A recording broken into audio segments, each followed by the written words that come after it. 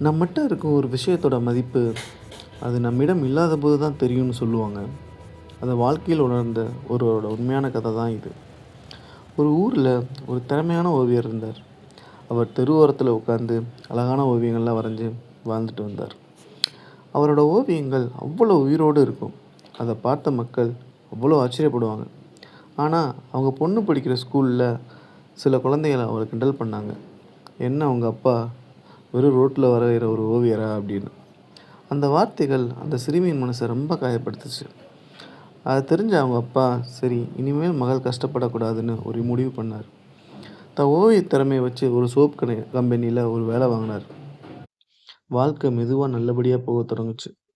ஆனால் ஒரு நாள் வேலைக்கு போகும்போது ஒரு பெரிய விபத்து நடந்துச்சு. அந்த விபத்துல அவரோட 2 கையும் இழந்துட்டார். அவருடைய வாழ்க்கை ஒரே நொடியில இருளாகி போச்சு. பல நாட்கள் அவர் யாரோடையுமே பேசவே இல்ல. ஆனா ஒரு நாள் அவர் ஒரு முடிவு எடுத்தார். என் கைகள் போயிருக்கலாம், ஆனால் என் கனவுகள் போகவில்லைன்னு. அவர் மீண்டும் ஓவியம் வரையத் தொடங்கினார். ஆனா இந்த முறை கையில்ல, தன் வாயால. தன் வாயில் தூரிகையை பிடித்து மீண்டும் ஓவியம் வரைய ஆரம்பிக்கிறார். மெதுவா அவருடைய ஓவியங்கள் மீண்டும் பழையபடி உயிர் பெறத் தொடங்கின. ஆனால் ஒரு விஷயம் மட்டும் அவருடைய மனதில் இருந்தது. அவர் இதுவரை எத்தனை ஓவியம் வரைஞ்சாலும், அவர் ஒரு கைய மட்டும் ஒருபோதும் வரையவில்லை. ஆனா இப்ப அவர் வரைஞ்ச ஓவியம் என்ன தெரியுமா? அவருடைய கை தான். ஏன்னா, கை இல்லாத பிறகு தான் அவருக்கு அதோட அருமை புரிஞ்சுச்சு. வாழ்க்கை சில நேரங்கள்ல நம்மட்ட இருந்து சில விஷயத்த எடுத்துக்கும். ஆனா, அது நம்முடைய துணிவ எடுத்து விடக்கூடாது. இந்த கதை நமக்கு சொல்ற ஒரு உண்மை.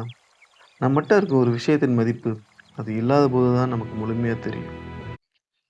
அதனால தான் நான் சொல்றது, நமக்கு இருக்கிறத நம்ம எப்பவும் மதிக்கணும். இல்லாதப்ப அத நினைச்சு ஃபீல் பண்றதுல எந்த அர்த்தமும். மீண்டும் ஒரு நல்ல கதையுடன் பாரியின் குரல்.